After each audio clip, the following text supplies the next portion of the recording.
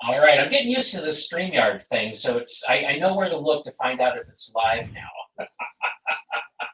Okay, so what I'm going to do is I'm going to count back five, four, three, silent two, silent one, and then we'll get going. Okay, you ready? Yeah. Great. Five, four, three. Hey, everybody. My co host, Jake Bernstein, is still on vacation right now, but it's not because he has like weeks and weeks of vacation. It's because this episode, I recorded it just a little while after I recorded the last episode. So I'm just trying to protect Jake from anybody thinking that the guy like has nothing but vacation on his mind for like 2 months in a row. Anyway, but he's still not here. So I've got to kick off episode 192 of the Cyber Risk Management Podcast all by myself. But I figured out how to do that now. So listen, one of the most compelling functions of generative artificial intelligence, right? I'm talking about ChatGPT, Anthropic's Claude, Grok, so forth, but it's software code generation. But we know that that code that's written by people needs to be secure. So what is it about AI generated code that needs to be secure? Like what kind of security does it need? Is it different than than how we secure code written by people? Well, that's the question that we're going to tackle today. And for those of you who are watching, we have a guest. So this is Ross Young, and he's going to walk us through this problem space. Now, when I met Ross, he was the Chief Information Security Officer of Caterpillar Financial Services Corporation. So if you've ever seen like the big yellow earth movers, yes, this was the part of the organization that financed the purchase of all that heavy equipment. Ross, thanks for being on the podcast. Would you introduce yourself? Tell me if I got anything wrong there. No, you got it spot on. So I was the CISO at Caterpillar Financial for 4 years. We do loans, leases, insurance products on construction equipment and mining equipment. Then I worked in venture capital doing cybersecurity startups out of Israel with this company called Team 8. And now I'm kind of doing my own thing. So super excited. I also have a good background that kind of when people hear like, ooh, I spent 10 and a half years at the CIA. I did my internship at NSA, and I even worked a year at the Federal Reserve Board. So I've had some fun places that I was at. And I even survived one large data breach. I was at Capital One from 2018 to 2020. So got to feel that side as well. So super Sweet. excited to be here. So that's another whole episode we could do. I so want to unpack that, but I got to resist because that's not what we're trying to talk about right now. I love this in your LinkedIn profile. You have this little statement in there which I love, and it says, "From CIA spy to Fortune 1000 CISO, I've spent 2 decades pushing the boundaries of cybersecurity leadership." And guess what? You just unpacked that. Yeah, I've had a wonderful career. I wouldn't change it, and I'm just happy to be here. So, and this is one of the reasons why I like you. Okay, listen, Team 8, would you, I don't know if everybody understands what your role was there. I was hoping we could just take a moment and you could tell us, what does it mean to be a CISO in residence? What does that mean? Yeah, so most people know CISOs kind of two types. You have the CISO who runs the company's security, and then you have the field CISO who sells that company's products to customers. There Yeah. is another type of CISO called a CISO in residence. Essentially, you have a large venture capital company, and they have new portfolio investments. So let's say they sell cybersecurity companies as part of their portfolio, right? Mhm. That company wants to build a huge network of CISOs for a couple reasons. One, product market fit. Before I go invent the next AI security tool, I actually want to talk to a bunch of CISOs to say, if we built this tool, would you buy it? Does this solve a problem you're currently facing? And so that was part of my thing, is to build this village of CISOs that we could talk to and solve their problems. And CISOs like this because who doesn't want their problems solved, right? Right, And right. who also love to network with their own friends. So if I In, have a in, problem, in I can awesome talk. places. Yeah, if I have a problem, I can talk to 500 CISOs in the same Slack channel, and some of them have probably been there, done that, and can help answer the problems I'm struggling with, right? Yeah, yeah. So Yeah, that's a good value prop. building that was my role. And then the other thing I also really helped a little bit with was helping these new startups figure out how to talk to CISOs. Because let's be honest, you have someone who is maybe the head of a pen test or a security operation center. They're good on the tech. They've never done sales, they've never done marketing, but they've built a company. How do they actually make a product pitch that is going to resonate to a CISO who's being bombarded by 100 other emails and LinkedIn notifications about other products? How do they, get above that noise so that you actually Yeah. listen to them? Boy, that's difficult. And if it was me, I would want you to help me for sure. So, okay, great. So thank you for talking to us about what does it mean to be a CISO in residence at Teammate or maybe some other venture capital type firm.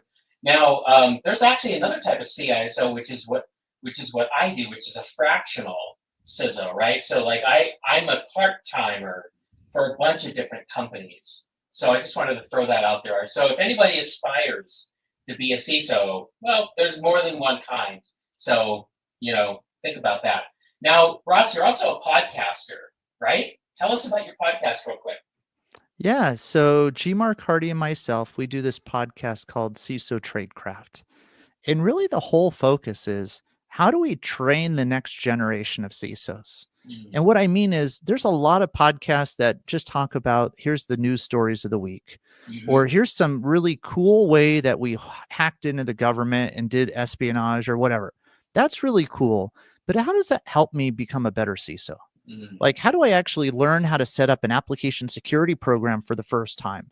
What metrics should I use? How do I gamify culture and change, developers to hate cyber to actually want to, work with us and fix their vulns?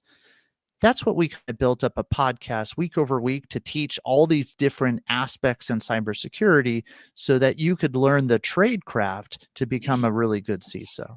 Now, I like the tradecraft term because that's kind of an homage to your CIA experience, isn't it? Exactly. Yeah. So, I thought that was a catchy term because anybody who's ever done espionage knows what tradecraft means. Hmm. And it's not subtle at all because if you look at our logo of our podcast, it has kind of this espionage looking picture, right? So Yeah, yeah. No, it's really cool. I enjoy listening to it, and I wanted to make sure that all of our listeners know about your podcast and what you're trying to do over there. And if anybody isn't listening to it yet, they should go check it out because I really like it. It's different than what we're doing, what Jake and I are doing here at this podcast, but I think it's complementary. So anyway, so let's get on to the topic here. So, um, you know, AI generated code needs to be secured. Now, one of the reasons why you're a great person to talk to about this is because that's kind of what you're working on now, isn't it? that's exactly right. So I spent the last year thinking about what kind of startup should we do in cybersecurity. And this question kept racking my mind over and over, which is how did Wiz become this $32 billion company? Hmm. And ultimately, what I concluded was cloud was really popular, and they built the cloud security platform that really worked and resonated with people, and people wanted to buy that. And so, in this day and age, I started saying, well, what is really taking off? And I think the clear answer in 2024 and 2025 is AI. But specifically, I would say AI generated software coding. So think about this. For the last, I don't know, 50 years, people have been writing code by just typing and programming themselves. Hmm. Now we're asking Claude and Cursor and Windsurf and all of these tools to write the code for me. And we are the prompt engineers, not the code writers anymore. And Yeah. this drastically changes software development going forward. Just think of it this way. We have people who've never been developers before. Someone on the marketing team has access to the marketing data and they're like, I got to build this new tool. And so they start vibe coding on the weekend and build a web application. They don't know who your architects are. They don't know who security is. They just built something that helps marketing do more marketing, Right. right? And Yeah. so, how did you make sure that this code that got spit out in just a couple hours by some of these tools followed, all your regulations, all your data privacy requirements, all of your security and architecture best practices? Or did we just create this giant thing of risk with all of our customer data from our CRM? Yeah. Yeah, I'm glad you mentioned that term, vibe coding. That's really, the turn of phrase that I think people are hearing about. And, I actually think it's a good thing because we are democratizing software in a way that we've never done before. And so I think that's a net good. But your point is really well taken. I mean, not only do you have to secure that code, but you're probably going to need to know how to scale that code and make it actually reliable, right? There's so much more to it than just generating a code base that can do something, right? If you want to use it in a business setting, it's got to have a lot of other qualities. And the one you're focusing on is the security aspect of it. So I think that's great.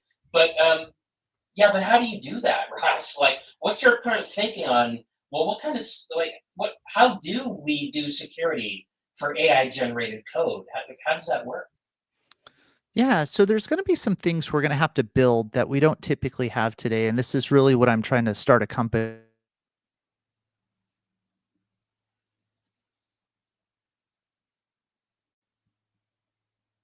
We're going to build a website, and I ask, Chat GPT or GitHub Copilot to do that. It's going to give me a website. What I should be saying is build me a website with these additional controls required by various standards. It has multi-factor authentication, sends logging data to a system, has audit control, has all of these things required by this standard. And if I put that into my request to say, go build me a website with all these PCI, HIPAA controls and things like that, the output should be better. So that's the first thing. How do we get cleaner prompts going to these tools so we get better data back?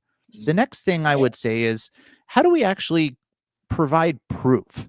I think we are going to live in a world where auditors and regulators distrust AI.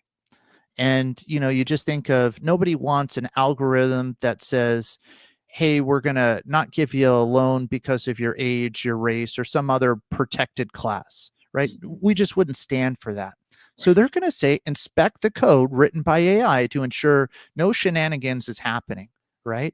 And so we're going to need to have evidence, not just once a year when we do compliance, but on every code change to show that we are constantly compliant. And I think that's something that's really missing in our industry today. We don't look at compliance on every code change, right? No, we don't. There's too much. And we don't, yeah, given our current state of the art, like we can't keep up. Yeah. And yet that's exactly what we're going to have to do. We're going to have to write AI to police the AI generated code so that we can provide compliance and shift that left at the speed of AI software development. Because if we don't, we're going to have a human manually entering data into some GRC form to say this is good, when we all know that that data is old and stale and not accurate and constantly changing. It'd be like doing a pen test only once a year and never having a vulnerability assessment or any code scanning, but yet releasing out 200 different changes throughout the year. How comfortable do you feel with one pen test, right? I'm sure nobody does it that way right now.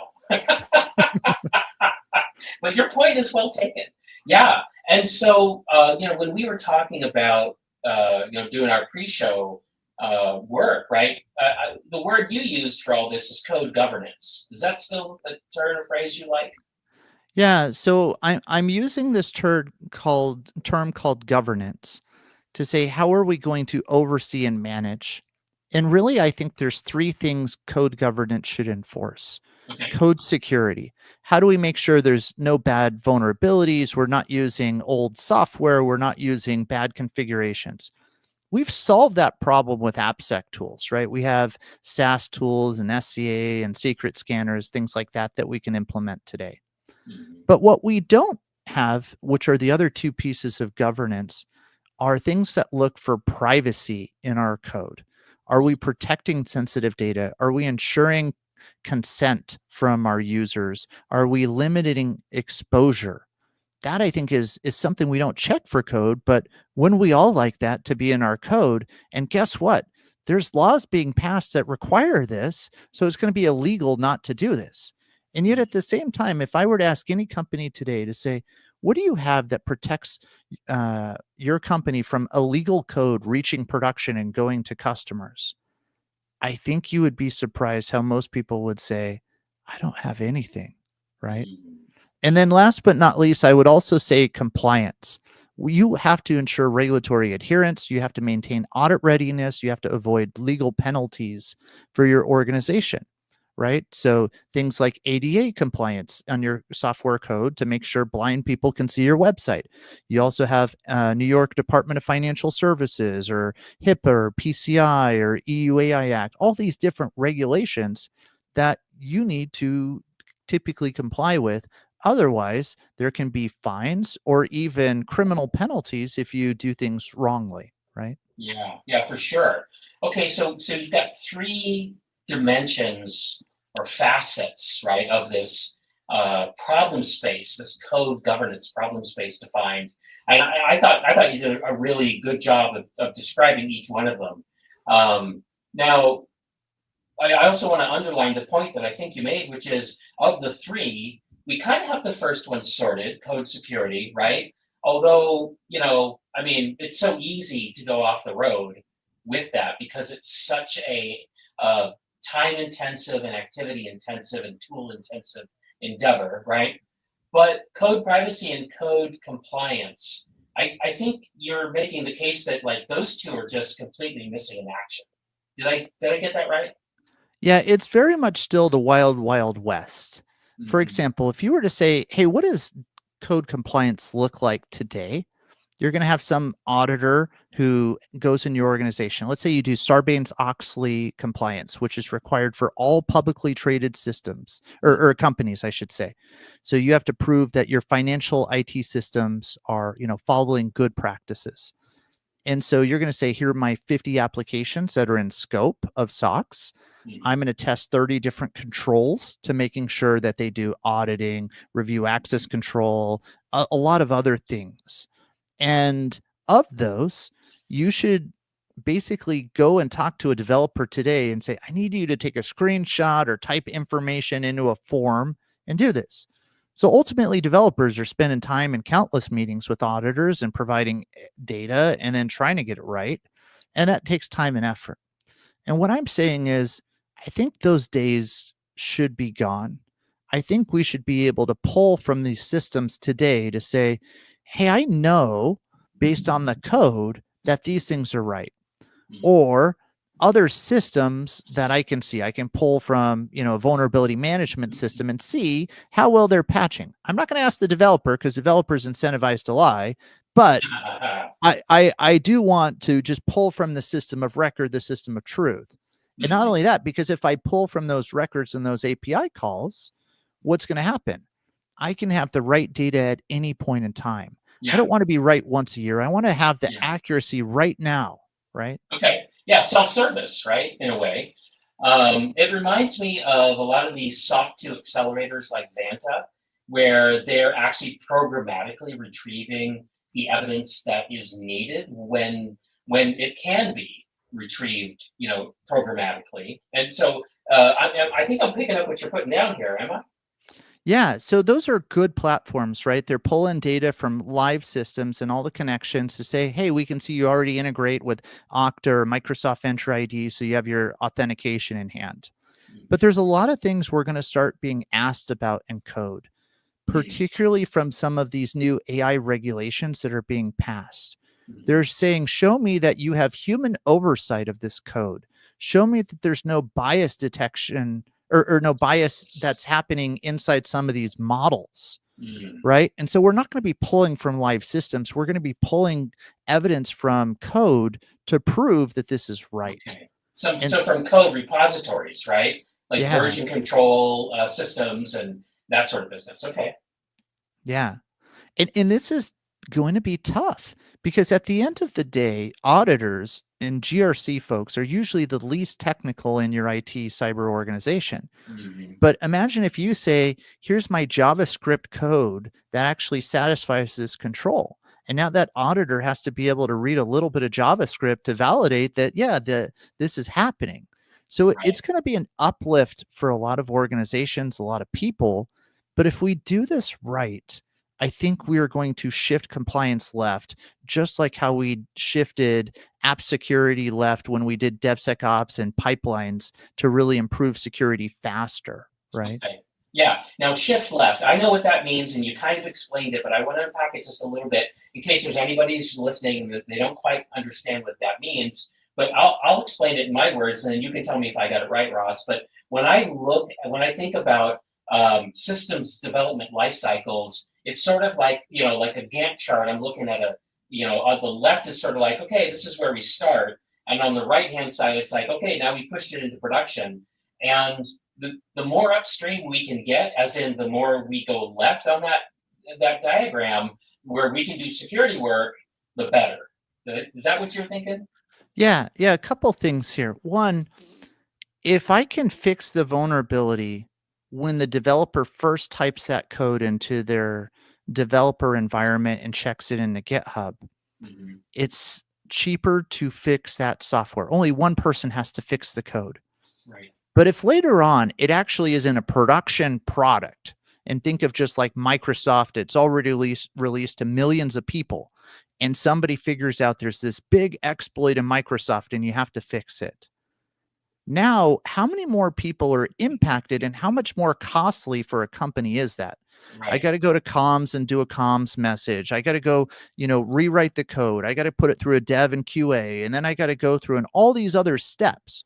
So what Hmm. happens is it's almost 100 times or more expensive Yes. later on to catch the vulnerabilities later. So Yes. the idea being that when a developer first writes their code, how do we check for a vulnerability in their Visual Studio IDE?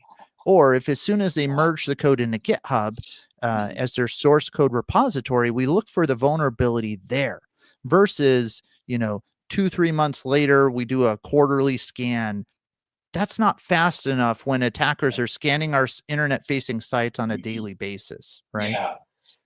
I use that analogy when I talk to senior decision makers who don't really understand this very well.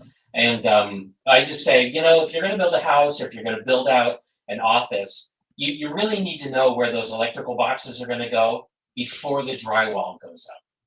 Yeah. Otherwise, Yeah, because if somebody has code that says, "Hey, we're going to put the studs every 18 inches," and then all of a sudden you come back and say, "No, the studs need to be there every 12 inches." That's a lot of rework to remove all the drywall, put all the yep. studs back in, then put the new drywall, then do the mud, then paint it all again. Nobody wants to Mhm. do that work. Do it Right. up front, right? Exactly. Exactly. Okay, good. So we're on the same page as far as this goes. Thanks for taking a moment, because I just wanted to make sure we weren't leaving anybody behind on this shift left idea. So now I think this is pretty cool that you are pursuing a startup that's going to focus on code governance. But you were also telling us just a little while ago that you were just in a role, CISO in residence, where you probably got a chance to talk to a bunch of potential customers. I mean, you must have heard them talking about this. At least I hope you did. Did you? Yeah, so it's one of the problems that I validated by talking to numerous CISOs, right? Saying, Great. what are the things we're worried about? And, AI is definitely a problem. And then you say, well, which AI problem are you worried about? Are you worried about Yeah. people uploading sensitive data to Chat GPT? Are you worried about your chatbots hallucinating? And I just really think the things that I see that are just so big is every developer is going to this approach of using AI assisted coding or to write their code. And the second thing that I also saw is there are more laws and regulations being passed around the world in all the states saying you have to do better, you have to do more. And I don't think that's going away. I think we're only going to see more and more laws, more and more regulations, and more AI generated code going Yeah. forward. And more vibe coders who've never developed software before, to your previous point. Yeah. So when I saw these trends, that's where I just thought we're going to have to solve this problem, because Mm. otherwise we're just going to have, big issues with privacy, with compliance, with, companies getting, multi-million dollar fines in this area, if you will. Yeah, yeah, for sure. Well, this is fascinating. So I want to ask you another question. So um, I think you've done a good job of explaining the problem space and why this is an issue and so forth. Could you unpack a little bit, like how? So how do you do it? Like how do you do code governance in a way where you can keep up with the rapid pace of these dev cycles and continuous integration and so forth? So what's your thinking about that? Yeah, I think we're going to have to do the things we do today faster. And I'll Hmm. just give you a couple examples here. The first is, if today developers have to provide evidence into a Drawdavanta GRC tool, we're wasting the developers' time. We need to pull the data from where the developers are going to get that information in an automated fashion and put it in the tools. So if we already know the code contains multi-factor authentication because it has to have it in order to talk outbound, how do we inspect that code and then provide code evidence that says, here's on these lines of code, we satisfy this control, and submit that to our GRC tool? That, I think, is a huge focus there. And I think we're also going to have some dashboards, right? We're going to have, just like we have cloud security dashboards to say, here's the vulns that need to be fixed. We're going to have compliance and regulatory dashboards that says, here's all the things we're not able to meet today with our existing system, so we can burn those things down. Mm. Okay. And do you have any current thinking about how we're going to do either of those two things? Yeah. So I mean, I that's don't kind want of you to where give we're. away secret sauce, right? I mean, I realize that I may be asking you to talk about something that, you may not be ready to talk about. So feel free to tell me, no, Kip, I'm not going to talk to you about that. Yeah, so that's where we're going to be building, solutions to create this code evidence. Like, how do you actually analyze code, just like you do in SaaS today? But instead of finding, SQL injection vulnerabilities, you find a vulnerability when you're not satisfying the EUAI Act controls or HIPAA controls or GDPR Hmm. controls. And so that's what we're going to really be looking at, and then saying, are there ways where we can automate these things or use agents? So then, hey, instead of having to have a team of compliance people to go call all the developers manually, how Mm. do we get out of that and then, turn that into something that does it Okay. for people, and we can lower our labor costs to do some of these Yeah. things? So are you envisioning like an agentic workflow kind of an approach to solving this then? Yeah, I think that's where our industry is headed, right? How do we automate, agentify things so that they're cheaper, faster, and better? I don't have to hire a team of 20 compliance people to police 10,000 developers. I can do that with 5 because I've automated what I need to do to contact, to remediate, to provide, the code changes in a way that scales at the speed of AI software Mhm. development. Okay. Now, so where are you at in the cycle of launching your company? You know, like I got to imagine that you might be thinking about taking on investors right now. I don't know if you're ready to hire people. Doesn't sound like you need to talk to any more CISOs. Sounds like you talk to a ton of CISOs. But what are your next moves? Maybe somebody listening to this podcast would be interested in helping you. Yeah, so right now we're talking to folks who are interested in investing in these types of opportunities. So if you're a VC, if you're private equity, if you're, an An angel angel? investor, we're looking to have discussions like that because we think this is a desired outcome future for developers, for auditors, for regulators, for CISOs, and we're going to build something pretty interesting here. Nice. Okay, well, cool. I am so glad that you came on to the show, Ross. Thank you so much. So, if people listening want to find out more about you and your work, or if they just want to reach out and say, hey, how should they do that? Yeah, the easiest thing to do is find me on LinkedIn. It's Ross Young, Rossyoung, probably the easiest name you'll ever see to spell. So just find me on LinkedIn.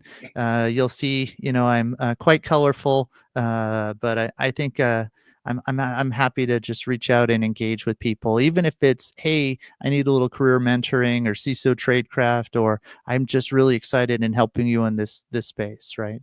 Yeah, cool. So, can I put your LinkedIn URL in the show notes for this episode? Would that be all Yeah, right? yeah, absolutely. Okay, I'm also gonna put in the URL to your podcast too. Okay, that way people can just get right to it. Perfect. Awesome. Any last words before we wrap? I'll just say I appreciate the words, but I want you to also know that I'm also a big fan here of your podcast. I love how Thanks. you provide both a CISO and a legal perspective, because some of my best partnerships when I've been a CISO have been with the legal department, Me right? too. Like, you have to understand the laws and regulations. And so I love going to my chief legal officers and saying, hey, what laws do you want me to comply with? Because if you tell me, I'll do it, but don't expect me to know all the laws. That's your department.